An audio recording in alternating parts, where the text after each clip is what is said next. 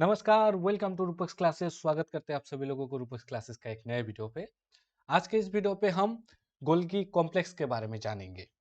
Golgi complex जो कि हमारा सेल ऑर्गेनेल है, इसके बारे में जानेंगे। सो ऑलरेडी हमने बहुत कुछ डिस्कस किया सेल के बारे में। सेल क्या है, सेल के अंदर क्या क्या ऑर्गेनल्स रहते हैं, सेल का स्ट्रक्चर कैसा है, ये सब हमने डिस्कस किया। तो जिन्होंने भी वो सब वीडियो मिस किया, मेरे डिस्क्रिप्शन बॉक्स पे लिंक दिया हुआ है, जाके चेक कर लो। तो आज का हमारा डिस्कशन होगा मेनली गोल्गी कॉम्प्लेक्स के ऊपर। ठीक है, गोल्गी कॉम्प्लेक्स क्या है? गोल्गी कॉम्प्लेक्स सेल का एक सेल ऑर्गेनेल है। सेल ऑर्गेनेल क्या है? सेल ऑर्गेनेल कुछ ऐसा छोटा छोटा स्ट्रक्चर है सेल के अंदर जो डिफरेंट डिफरेंट फंक्शन परफॉर्म करते हैं सेल के अंदर। Example, mitochondria. माइटोकॉन्ड्रिया एक सेल ऑर्गेनेल है जो एनर्जी प्रोडक्शन में हेल्प करता है। सेलुलर एनर्जी जितने भी होते हैं वो माइटोकॉन्ड्रिया प्रोड्यूस करते हैं। उसके बाद एंडोप्लाज्मिक रेटिकुलम है, फिर लाइसोसोम है, ऐसे बहुत सारे सेल ऑर्गेनेल्स है, न्यूक्लियस है। तो ये सब हम एक एक करके डिस्कस कर रहे हैं। सो ऑलरेडी हमने कुछ सेल ऑर्गेनेल्स के बारे में डिस्कस किया। सो आज जो हम डिस्कस कर रहे हैं वो है गोल्गी कॉम्प्लेक्स। तो ज्यादा बातें ना करते हुए मुद्दे की बात करते हैं और शुरू करते हैं Golgi complex. Okay, so last video में मैंने बोला था कि ये जो गोल्गी कॉम्प्लेक्स है, एंडोप्लाज्मिक रेटिकुलम है, फिर लाइसोसोम है, ये सब आते हैं एंडोमेम्ब्रेन सिस्टम के अंदर। ठीक है, मतलब एंडोमेम्ब्रेन सिस्टम मेनली चार सेल ऑर्गेनल से बनते हैं। क्या क्या है? Endoplasmic reticulum, Golgi complex, lysosome and vacuole. ये चार सेल ऑर्गेनल्स मिलके एंडोमेम्ब्रेन सिस्टम बनते हैं। अभी एंडोमेम्ब्रेन सिस्टम में जो चार है उसमें से ऑलरेडी हमने एंडोप्लाज्मिक रेटिकुलम डिस्कस कर लिया। ठीक है, एंडोप्लाज्मिक रेटिकुलम हमने डिस्कस कर लिया। E R. सो इसका टाइप कैसा है, ये दिखते कैसे है, स्ट्रक्चर कैसे, ये सब हमने डिस्कस किया। आज हम एंडोमेम्ब्रेन सिस्टम के अंदर गोल्गी कॉम्प्लेक्स के बारे में जानेंगे। सो ये जो गोल्गी कॉम्प्लेक्स है, इसका डिस्कवरी कैसे हुआ, स्ट्रक्चर कैसा है, ये सब आज इस वीडियो में रहेगा। सो गोल्गी कॉम्प्लेक्स, गोल्गी कॉम्प्लेक्स इसका डिस्कवरी किया था केमिलो गोल्गी ने। केमिलो गोल्गी, ठीक है, एक साइंटिस्ट है जिसने सबसे पहले गोल्गी कॉम्प्लेक्स देखा था। कहाँ पे देखा था? ये जो बार्न आउल है, बार्न आउल का नार्व सेल में वो गोल्गी कॉम्प्लेक्स देखा था, गोल्गी बॉडीज देखा था। ठीक है, उसने उस समय देखा था कि ये बार्न आउल के जो नार्व सेल है उसमें कुछ फाइबर लाइक स्ट्रक्चर है। ठीक है, कुछ ऐसे स्ट्रक्चर देखा था उस नार्व सेल में। तो वो देख के मतलब समझ नहीं पाया उस समय कि वो क्या है। अल्टीमेटली वो फाइनली डिस्कवर किया कि हाँ, ये जो स्ट्रक्चर है ये एक्चुअली गोल्गी कॉम्प्लेक्स है। अभी गोल्गी कॉम्प्लेक्स, ये जो नाम है गोल्गी कॉम्प्लेक्स या फिर गोल्गी apparatus, ये नाम रखा गया इसी के नाम पे। मतलब ये क्या है कि ये साइंटिस्ट है, ये फास्ट डिस्कवरी किया तो इसने सोचा कि भाई नाम रखूंगा तो मेरे नाम पे ही रखूंगा। तो इसलिए इसने खुद के नाम पे ही इस ऑर्गेनेल का नाम रख दिया, इसलिए हम इसको बोलते हैं गोल्गी कॉम्प्लेक्स या फिर गोल्गी apparatus। ठीक है, ओके। गोल्गी कॉम्प्लेक्स कौन से सेल्स में मिलते हैं? गोल्गी कॉम्प्लेक्स मोस्टली हर सेल में ही मिलते हैं, लेकिन कुछ सेल एक्सेप्शन है जहाँ पे नहीं मिलते हैं, जैसे कि मेच्योर मेमेलियन आरबीसी में भी गोल्गी कॉम्प्लेक्स नहीं मिलते हैं। ठीक है, कुछ सेल है जो एक्सेप्शन है, वहाँ पे नहीं मिलते हैं, बाकी गोल्गी कॉम्प्लेक्स ऑलमोस्ट हर सेल में मिलते हैं। प्लांट सेल, ठीक है, प्लांट सेल के जो गोल्गी कॉम्प्लेक्स है उसे हम बोलते हैं डिक्टायोसोम। ठीक है, डिक्टायोसोम।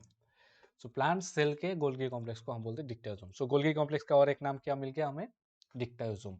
और इसे एक नाम से जाना जाता है, वो है डेल्टॉन्स, डेल्टॉन्स बॉडी और डेल्टॉन्स कॉम्प्लेक्स और कॉम्प्लेक्स।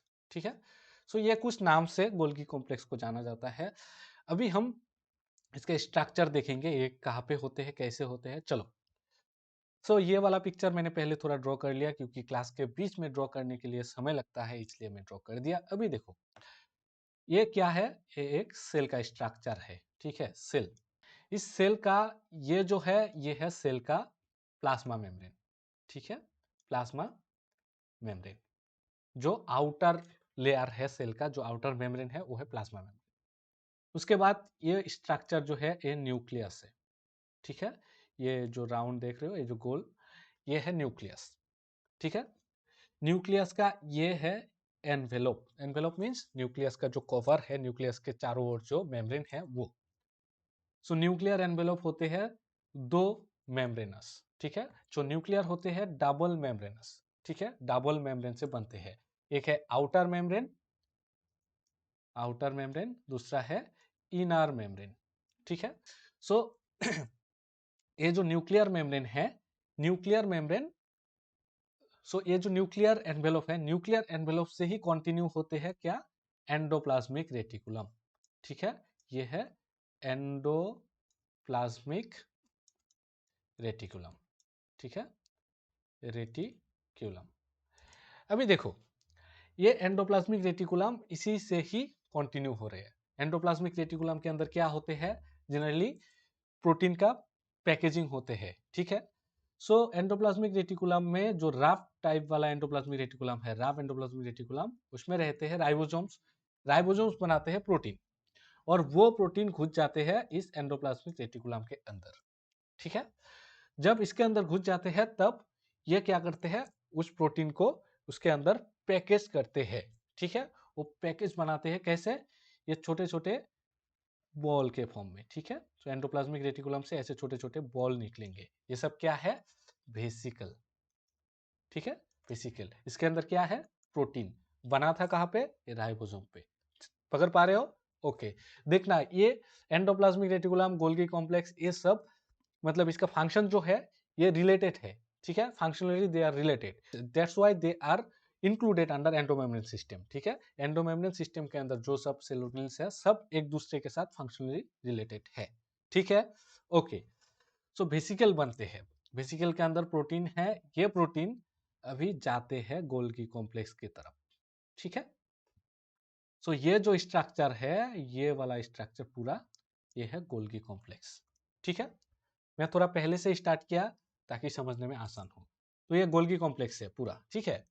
सो गोल्गी कॉम्प्लेक्स सेल के अंदर जनरली तीन स्ट्रक्चर में देख सकते हैं, तीन फॉर्म में देख सकते हैं। एक तो है सिस्टर्नी,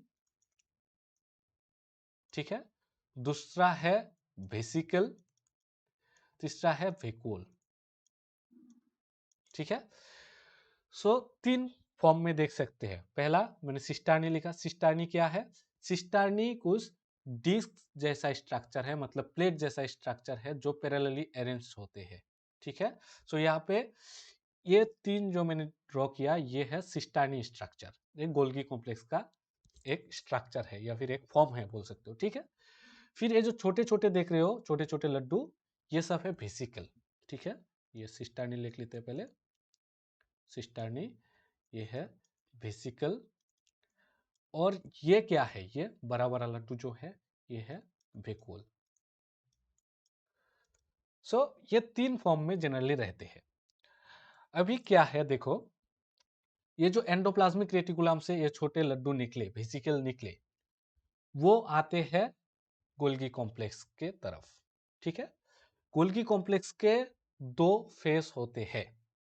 एक फेस को हम बोलते हैं, रुको कलर चेंज कर लेते हैं, ये ज्यादा यूनिफॉर्म दिख रहा है, ओके। सो एक फेस को हम बोलते हैं सीस फेस, ठीक है, और दूसरे फेस को बोलते हैं ट्रांस फेस। ये क्या है सर, रुको बोलेंगे, बोलेंगे, टेंशन मत लो। देखो, ये वेसिकल एंडोप्लाज्मिक रेटिकुलम से निकला, निकल के एक गोल्गी कॉम्प्लेक्स की तरफ रवाना हुआ। गोल्गी कॉम्प्लेक्स का जो फेस, मतलब जो वाला फेस न्यूक्लियस के सामने है, उसे हम बोलते हैं सिस फेस। दैट मीन्स ये है न्यूक्लियस, और न्यूक्लियस के सामने फेस कौन सा है, ये वो वाला फेस है सिस फेस, ठीक है। ये सिस फेस है, सिस, मैं सिस लिख रहा हूं, ठीक, ठीक है, ओके। तो वेसिकल सिस फेस तक आते हैं। आने के बाद ये वेसिकल क्या हो जाते हैं, ये वेसिकल इसके अंदर घुस जाते हैं, ठीक है। मतलब ये सी स्पेस में एंटर करते हैं। करने के बाद ये जो प्रोटीन है, ये सब प्रोटीन इस गोल्गी कॉम्प्लेक्स के अंदर छोड़ देते हैं।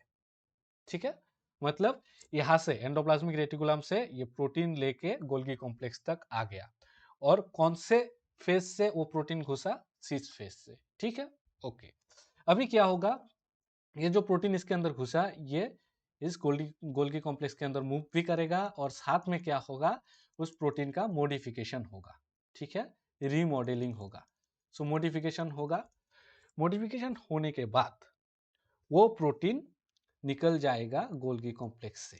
ठीक है, अभी जो प्रोटीन निकलेगा वो गोल्गी कॉम्प्लेक्स से निकलेगा, और जो मॉडिफाइड प्रोटीन है वो प्रोटीन वेक्यूल बन के निकलेगा। ये देखो, यहां से एक बड़ा लड्डू टूट के निकलेगा, जिसको हम बोल रहे हैं वेक्यूल। वेक्यूल के अंदर है मॉडिफाइड प्रोटीन। ठीक है, मॉडिफाइड प्रोटीन। यहाँ पे देखो एक चीज, यहाँ पे एंडोप्लाज्मिक रेटिकुलम में बस प्रोटीन बना था। ठीक है, लेकिन गोल्गी कॉम्प्लेक्स के अंदर वो प्रोटीन आके रिमॉडल हुआ और मॉडिफाई हुआ। ठीक है, जनरली प्रोटीन जब बनते हैं वो फंक्शनली एक्टिव नहीं होते हैं, उसको एक्टिव बनाना पड़ता है, उसके लिए कुछ प्रोसेस है, वो सेल के अंदर होते हैं। तो ऐसा ही कुछ प्रोसेस एक गोल्गी कॉम्प्लेक्स के अंदर भी होते हैं, तब जाके वो फ्रेश प्रोटीन और नेटिव प्रोटीन एक मॉडिफाइड प्रोटीन और फंक्शनल प्रोटीन बनते हैं। ठीक है, सो यहाँ पे प्रोटीन को मॉडिफाई किया गोल्गी कॉम्प्लेक्स के अंदर। तो यहाँ पे हम एक फंक्शन पता चल गया गोल्गी कॉम्प्लेक्स का, कि ये प्रोटीन का मॉडिफिकेशन करता है। ठीक है, ओके। सो सी स्पेस से घुसा था, अभी यहाँ पे मूव करते करते निकला कहां से? यहां से। ये वाला फेज जो है इसे हम बोलते हैं ट्रांसफेज। ठीक है, ट्रांसफेज। सिस फेज को हम और एक टर्म से जानते हैं, वो क्या है? Forming phase. Forming phase. और ट्रांस फेज को और एक टर्म से जानते हैं, वो है यस, मेच्योरिंग, मेच्योरिंग फेज। ठीक है, सो ये कुछ टर्मिनोलॉजीज है जो एनसीईआरटी में दिया हुआ है, और ये बहुत इंपॉर्टेंट है, ये सब जान लेना। ठीक है, ओके। सो प्रोटीन कहां से घुसा? सिस फेज से। और कहां से निकला? ट्रांस फेज से। ठीक है, दैट मीन्स ये याद रख सकते हो, फॉर्मिंग फेज और सिस फेज जो है वहां पे प्रोटीन आके जस्ट यहाँ पे अटैच हुआ और इसके अंदर घुसा। ठीक है, और ट्रांस फेज से वो प्रोटीन मेच्योर होके निकला, इसलिए वो मेच्योरिंग फेज है। ठीक है, ओके। सो ये था गोल्गी कॉम्प्लेक्स, इसका स्ट्रक्चर। ठीक है, इसका फंक्शन देखो, यहाँ पे एंडोप्लाज्मिक रेटिकुलम के साथ ये गोल्गी कॉम्प्लेक्स का जो फंक्शन है वो रिलेटेड है। इसमें प्रोटीन बना और इसमें मॉडिफिकेशन हुआ उस प्रोटीन का। ठीक है, ओके। अभी यहाँ पे जो वेक्यूल बना, ये वेक्यूल अभी मूव करके सेल के डिफरेंट पोर्शन तक जाएगा, और जहां पे वो प्रोटीन चाहिए वहां पे दे देगा। ठीक है, या फिर सेल के बाहर अगर वो प्रोटीन चाहिए तो वो भी कर देगा।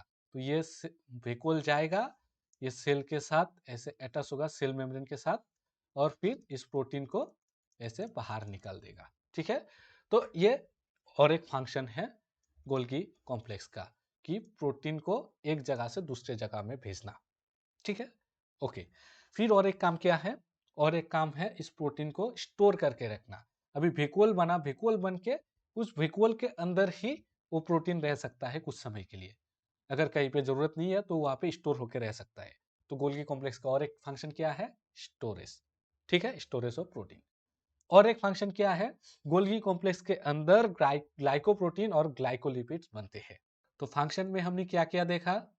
फंक्शन में देखा कि ये प्रोटीन का मॉडिफिकेशन करने में मदद करते हैं। ठीक है, मॉडिफिकेशन ऑफ प्रोटीन। सबसे पहले लिखते हैं मॉडिफिकेशन ऑफ प्रोटीन। ठीक है, ये हो गया एक फंक्शन। उसके बाद स्टोरेज, स्टोरेज ऑफ प्रोटीन। ठीक है, उसके बाद ट्रांसपोर्टेशन ऑफ प्रोटीन। ठीक है, और एक चीज क्या करता है? ग्लाइकोप्रोटीन और ग्लाइकोलिपिड सिंथेसिस। ठीक है, सिंथेसिस। एक बार एनसीईआरटी पढ़ो, सब कुछ क्लियर हो जाएगा। यहाँ पे जितना सारा कॉन्सेप्ट था वो सब मैंने दे दिया। अभी एनसीईआरटी पढ़ो, अपना ज्ञान बढ़ाओ, दूसरों का ज्ञान भी बढ़ाओ, और हम मिलेंगे नेक्स्ट वीडियो पे, तब तक के लिए अपना ख्याल रखो, अपनों का ख्याल रखो। जय हिंद।